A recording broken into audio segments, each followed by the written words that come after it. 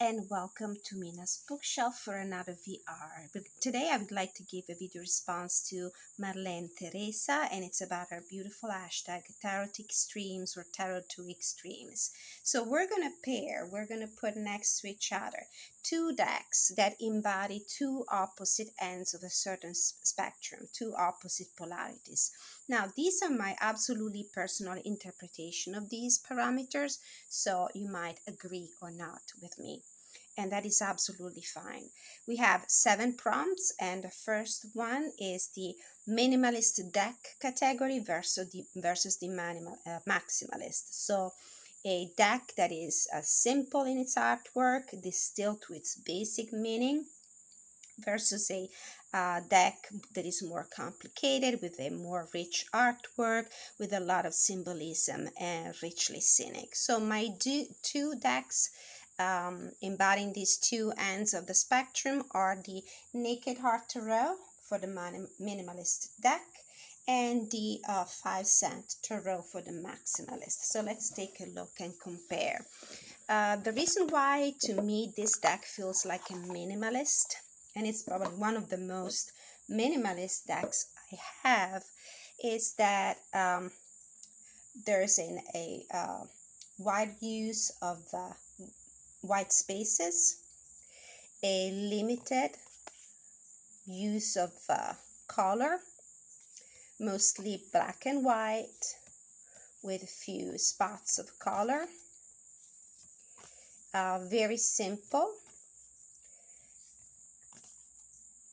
Some of the cards might even look like more in the pip style.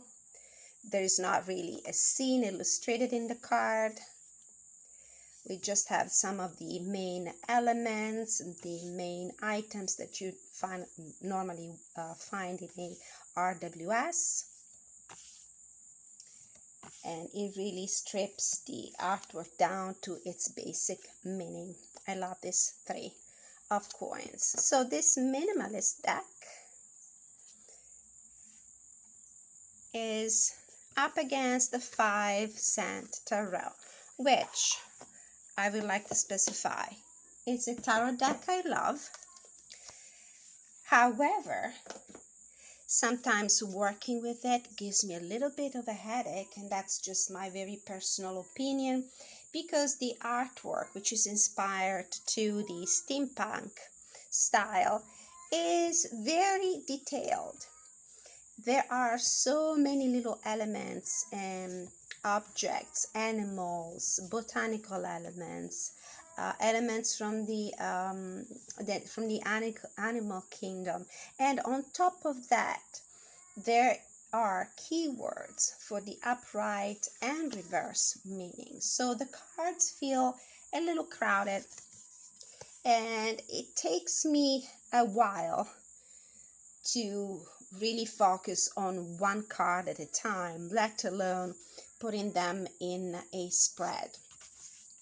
And there are so many little things that I have to say I might have missed the first times that I used this deck, and I was able to identify after looking at the same card over and over again. For example, here we have a turtle on top of another turtle on top of another turtle, and then I think I see a snake, and then flames, and some botanical elements. So as you can see, this is really kind of flamboyant in a way. There's a little bit of everything, and this is why it feels so much more complicated compared to the simplicity of the Naked Heart Tarot. So this was the first prompt. Now the second is daytime deck versus nighttime deck. So a deck that, because maybe of the artwork, the coloration reminds me of the daytime, or it's upbeat and vibrant and helps me set the intention for the day, versus a deck that I preferably use at night, or maybe in the artwork evokes that kind of atmosphere because there's a lot of night scenes, soothing scenes, nighttime images, or because it induces into that sense of reflection and meditation that is typical of the bedtime routine. Now let's start with my daytime deck. This is the Herb Crafter's Tarot. This is a USK mass market deck, and the reason why I chose it, it's not only because of the just the artwork. For me, mornings are pretty slow. I do get up early, but not because I have the energy, but because I like to enjoy those moments of peace where I can actually listen to my own thoughts, where I can sip on my tea, my coffee, eat my breakfast without being rushed by my kids and my cats. And it's a moment of meditation. I actually do start my days with meditation. It's a way for me to understand where I am, where I want to go. I do need something that suits me in order to be able to start the day, and this is why I use this botanical deck with this beautiful artwork. It's a healing deck for those who use plants and flowers as a way to restore balance in their lives. And it really inspires me to take it easy, slow down, think about my day, set up an intention. The artwork is fantastic, but also the guidebook. It's a treasure, and it's great for morning time meditations because each of the cards is associated with a quote and then description of the plant or flower, and a very let's say spiritual inspirational message. So this is my deck for the morning time, and the deck that I picked for nighttime readings instead is the Anima Mundi Tarot. There's a lot of night sky sceneries in this deck, and this is why it inspires me to use it at the end of the day. So as you can see, it's an animal deck. It comes on a beautiful linen finished cardstocks, and most of the cards have these night skies sceneries. Most of the cards feel and look dark, but in a soothing kind of way. Something that induces calmness, serenity, meditation, the right state of mind to close the day and finally close your eyes and bring the meditation into your dreams. It's a beautiful deck. Okay, so this was the Anima Mundi Tarot as my nighttime reading decks. Oops, sorry. The next prompt is best shuffle towards worst shuffle.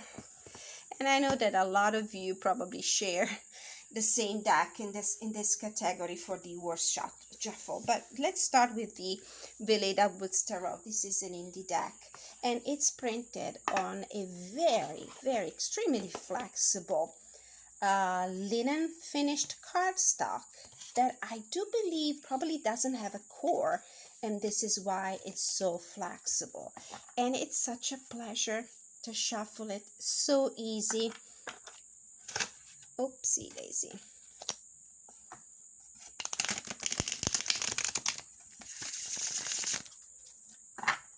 The tactile experience with this deck is superb.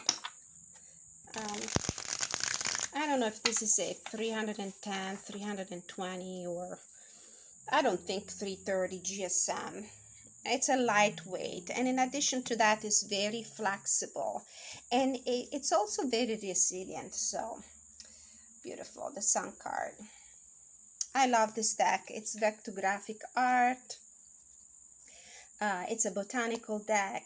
Um, I was doubtful in the beginning when I first bought it that it would be a good deck for readings, like a workhorse deck. But if you have a good, robust knowledge of the RWS system to which this deck is inspired, you will be able to work with this deck. I could have chosen it also for nighttime readings because there's a lot of night skies, stars, cosmic visions too. Okay, so this was my best shuffle deck versus my beloved Moonchild Tarot. This is one of my soul decks. I love it with all my guts, but I also hate the cardstock with all my guts, because not only this is a massive deck when it comes to size. This is a oversized, not standard size tarot deck. It also comes in a very thick cardstock. I think this is 400 GSM. It should be 380, 400 GSM. And the only way for me to shuffle this deck is the side shuffle. There's no other way. And I'm always afraid I'm going to ruin it. And this is a cardstock that once you bend the card, there's no going back. There's no repairing it. The deck is beautiful. I mean, if the house should go on fire, this would be the first one that I would throw in a bag and salvage. This is how much I love it. Beautiful deck. So this was the best shuffle versus the worst shuffle category, and it was the Veleda Woods Tarot versus the Moonchild Tarot. Now the next category is the Confronting deck versus the Most Comforting. And for this category, I am pairing the Zombie Tarot and the Gentle Tarot. Let's begin with the Confronting. By Confronting, I mean, as usual, I do refer a lot to the artwork. To a deck that has an artwork that has an element of darkness, it's kind of a gruesome, features gruesome and dark images. And this is the Zombie Tarot. I don't like horror movies. I don't read horror fiction. I used to many years ago. Now I'm not into it anymore. However, look at this very creepy, kind of confronting deck. I found this deck when I was looking for decks for the Halloween season, and I actually fell in love with it. So this is what I mean by confronting. I mean, it's not easy for me to look at this artwork. Monsters, blood, organs, limbs that have been severed by the rest of the bodies, weapons, cemeteries, bombs. I mean, it's absolutely scary. If it wasn't for the fact that it's also extremely humorous, doesn't take itself seriously, and the guidebook is to die for. It's really funny. The write-up is really funny. But the artwork in the vast majority of the cards is very confronting. I mean, I do not really like this image. I find it particularly disturbing and creepy. And this one goes against the Gentle Tarot. What a difference. Now the Gentle Tarot is gentle in everything, from the beautiful artwork to the very uplifting write-up in the guidebook. Everything about this deck, from the images from the artwork to the coloration to the messages, is extremely gentle and inspiring. It reconnects you with Mother Nature. It feels like a nice hug in the womb of Mother Earth. And as you can see, most of the human bodies are represented without clothes, which instead of being a sign of vulnerability is also is a great sign of confidence and the sense of feeling protected by nature itself. And the messages are lovely. I like to do one cards reading with these decks. I also do my monthly energy check-in with this deck, and I use it in association with 20 Cardinal Salerno, which is always a very calming and comforting creator for me. I personally like it. So this is my choice for the comforting decks. Beautiful, gentle tarot, very gentle and easy on the eyes. So was the gentle, one more look, the gentle tarot versus the zombie tarot. And now we're going to the everyday deck versus the ever so often. So what I use every day is the Light Seers Tarot. This deck is very modern, contemporary looking. It really depicts everyday life. It really, I feel connected to it. I can relate to it. It's not as synchronistic like a lot of art deck or historical deck or the basic RWS are. These are everyday people you might encounter in the streets in very everyday kind of situation, maybe except for this one, but it's powerful. It's extremely easy to read. It's very spot on when it comes to emotions and reading the energies of people and circumstances and situations. So this is a deck that can, it's an easy deck, hard-working deck for everyday reading, versus a deck that I would pull out just for special occasions or for specific time of the years, and this is the Dark Mansion Tarot. This is on the exact opposite of that spectrum for me. Maybe because of its cartoonish style. It's a little odd. And for me, I mean, I don't have a call to use this deck every single day. And even when I pull it out to use it, sometimes it's just to have fun with it, to take a look at these beautiful illustrations, not because I'm actually going to use it to answer some pressing questions.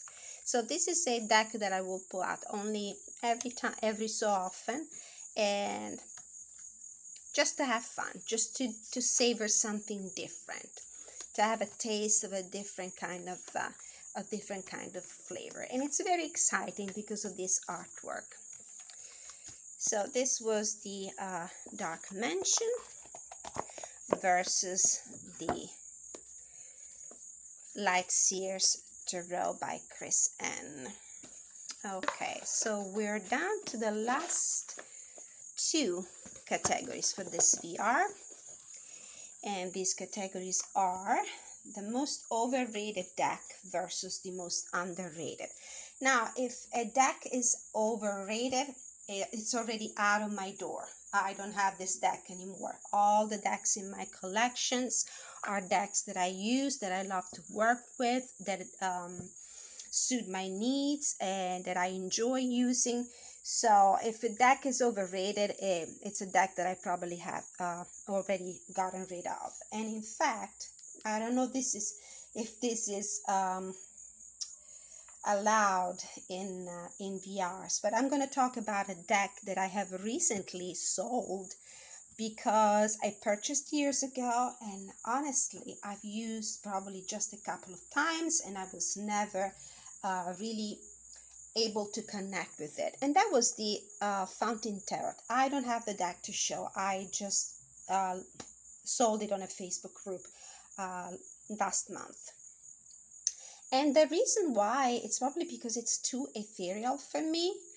It always felt cold. It was kind of difficult for me to understand the emotions that the cards were trying to convey, or the energies. And I know that this is a deck that caused quite a bit of hype when it first came out, and a lot of people love it, but not my vibe. And it's a deck I got rid of.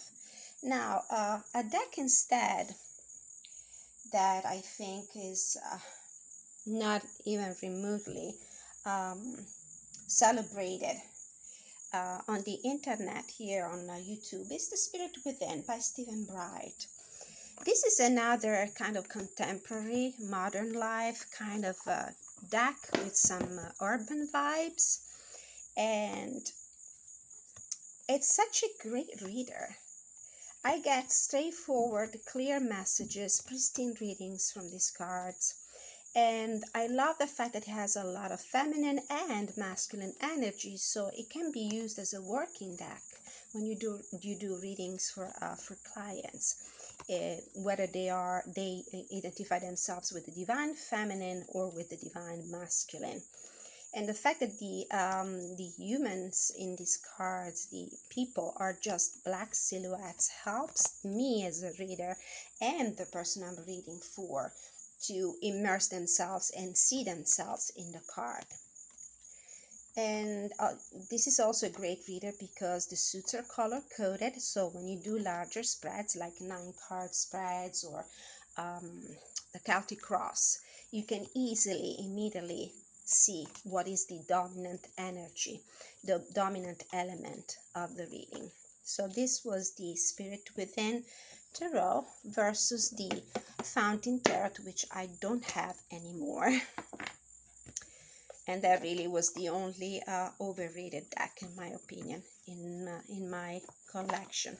Now for the last category, we go into light work versus shadow work. And here I was really debating because I have a couple of decks actually that I like to use for the light work versus the decks that I use for the shadow work, which are these two instead. Now for light work, I intend decks that help me connect with my conscious self, that help me set intentions, that help me create positive energy, help me tune in my inner light, my calling, help me receive messages from my higher self, from my spiritual guides, help me manifest and co-create with universe. And these two, the Muse Tarot and the Star Child, are particularly indicated for me personally for this goal. This one because it's strongly inspired to the creative muse that you can call on to set an intention, to revive, rekindle your inspiration. It's a beautiful collage art deck with this incredible use of color, which Chrisanne is very famous for. Okay, sorry for the interruption. So I was really debating between this one and the Star Child Tarot because they both have this cosmic energy, although the Star Child is more focused on the on this cosmic energy, while the Muse Tarot is more connects me more to the mundane. And this is the Star Child, another soul deck for me. This is the Akashic version, I think, the Akashic edition. And for me, all these individuals in these cards represent spirit guides, star seeds, angelic beings that really inspire me to elevate my vibes. In opposition to this one, we have decks for the shadow work. So these are decks that, and I'm sorry, I have to include these two. I really couldn't pick one. So these are decks that help me explore my hidden emotions, my unconscious aspects, the unconscious aspects of my personality. They help me uncover the blind spots of my emotional self and help me explore my dark side, which sounds, for those who know me, it's a little tough to explore my dark side. But let's look. Even the positive cards in the this is the Haunted House by Sasha Graham and Pier Federici. Even the most positive cards have this dark element in them. This is the Four of Wands, for example. The Two of Pentacles. So this is a deck that helps me look at things that I normally refuse to look at. And it's a beautiful deck, beautiful artwork. And the other one is the Nicoletta Ceccoli Tarot. These are both mass market Lo Scarabeo decks. These are the backs.